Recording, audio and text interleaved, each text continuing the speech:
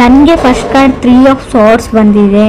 Sad ಅಂತ ಹೇಳ್ತೀನಿ, anger, ತುಂಬ ಸಿಟ್ಟಿದೆ, ಫ್ರಸ್ಟ್ರೇಷನ್, ತುಂಬ ಚಾಲೆಂಜಸ್. ನಿಮಗೆ ತುಂಬ ತಾಳ್ಮೆಯ ಅಗತ್ಯ ಇದೆ, ನೀಡ್ ಮೋರ್ ಪೇಷನ್ಸ್ ಅಂತ ಕಾರ್ಡ್ ಹೇಳ್ತಾ ಇದೆ. 3 ಆಫ್ ಸಾರ್ಟ್ಸ್ ಬ್ರೇಕಪ್ ಅಂತ ಹೇಳ್ತೀವಿ.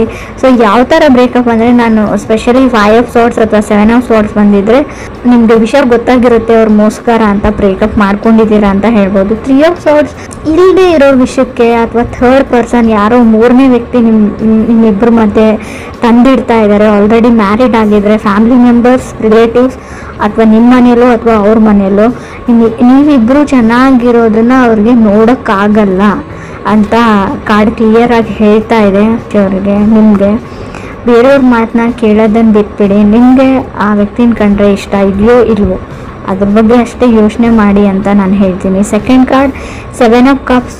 ಸೊ ನಿಮಗೆ ಅರ್ಥ ಆಗ್ತಾ ಇಲ್ಲ ಆ ವ್ಯಕ್ತಿ ಎಷ್ಟು ಸುಳ್ಳು ಹೇಳ್ತಾರೆ, ಒಬ್ಬ ವ್ಯಕ್ತಿ ಎಷ್ಟು ಸುಳ್ಳು ಹೇಳೋಕ್ಕೆ ಸಾಧ್ಯ ಅಂತ. ತುಂಬ ಎಕ್ಸ್ಕ್ಯೂಸಸ್ ಮಾಡ್ತಾರೆ, ತುಂಬ ಸುಳ್ಳು ಹೇಳ್ತಾರೆ, ಮತ್ತು ಅದನ್ನು ಮುಚ್ಚಾಕೋಕ್ಕೆ ಪ್ರಯತ್ನನೂ ಪಡ್ತಾರೆ.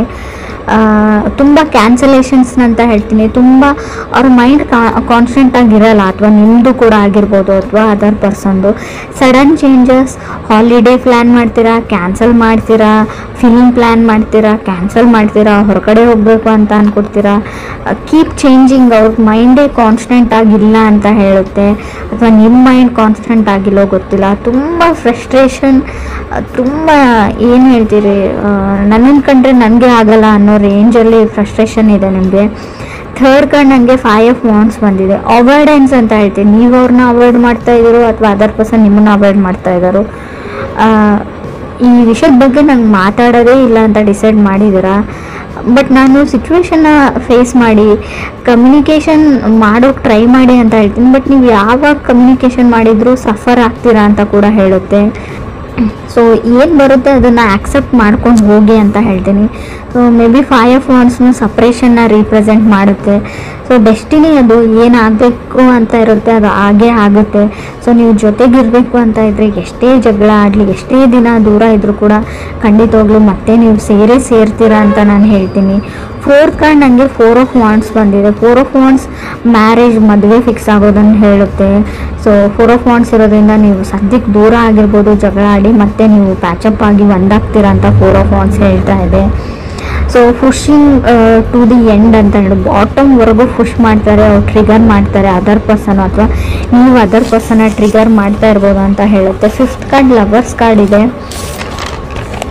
ಲವರ್ಸ್ ಕಾರ್ಡ್ ಆ್ಯಕ್ಷನ್ ಮ್ಯಾಟರ್ಸ್ ಅಂತ ಹೇಳುತ್ತೆ.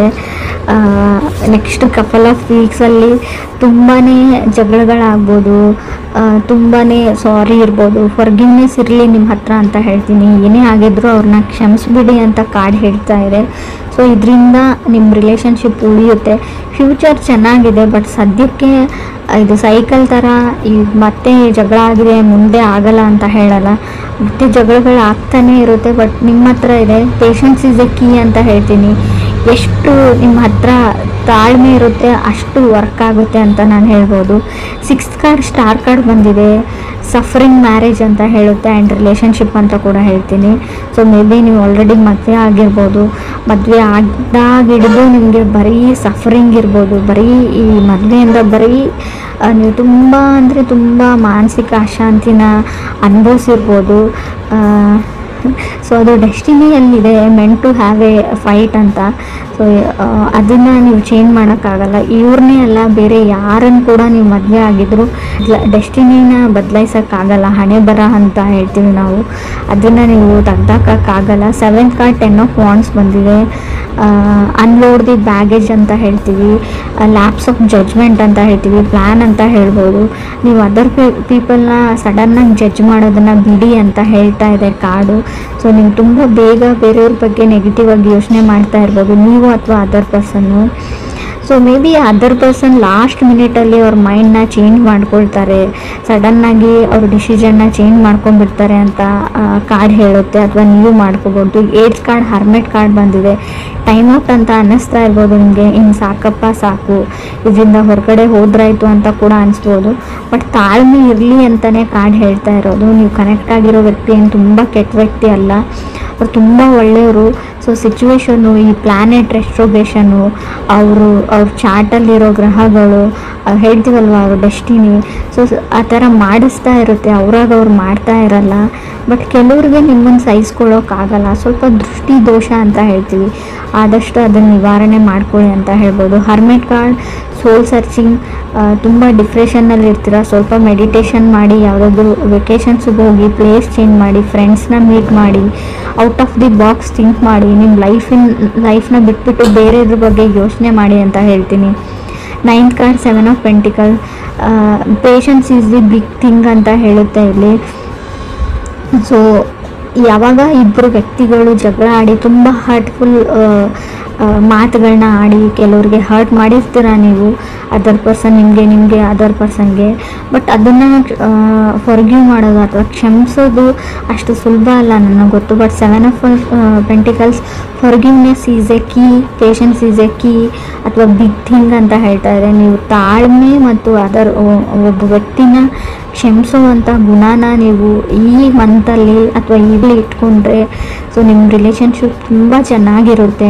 ನಿಮ್ಗೆ ಅನ್ನಿಸ್ಬೋದು ಬಿಟ್ಟು ಹೋಗ್ಬಿಡ್ತೀನಿ, ಸಪ್ರೇಟ್ ಆಗಿಬಿಡೋಣ, ಡಿವೋರ್ಸ್ ತೊಗೊಂಡ್ಬಿಡೋಣ ಅಂತ, ಬ್ರೇಕಪ್ ಮಾಡ್ಕೊಂಡ್ಬಿಡೋಣ ಅನಿಸ್ಬೋದು ಕೆಲವರಿಗೆ.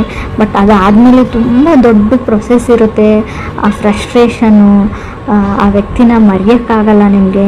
4 ಆಫ್ ಸೋರ್ಸ್ ಕಾರ್ಡ್ ಬರ್ತಾ ಇರುತ್ತೆ, ಅಂದರೆ ನಿಮ್ಗೆ ನಿದ್ದೆನೇ ಬರೋದಿಲ್ಲ.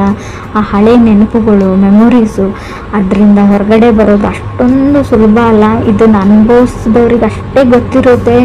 ನಿಮಗೆ ಈಸಿ ಅಂತ ಅನ್ನಿಸ್ಬೋದು, ಬರೀ ಮಾತಲ್ಲಿ ಅನಿಸುತ್ತೆ. ಅದನ್ನು ನೀವು ಟ್ರೈ ಮಾಡಿದರೆ ತುಂಬ ಸಫರ್ ಆಗ್ತೀರಾ ಅಂತಲೂ ಕಾರ್ಡಲ್ಲಿ ಹೇಳ್ತಾ ಇದೆ.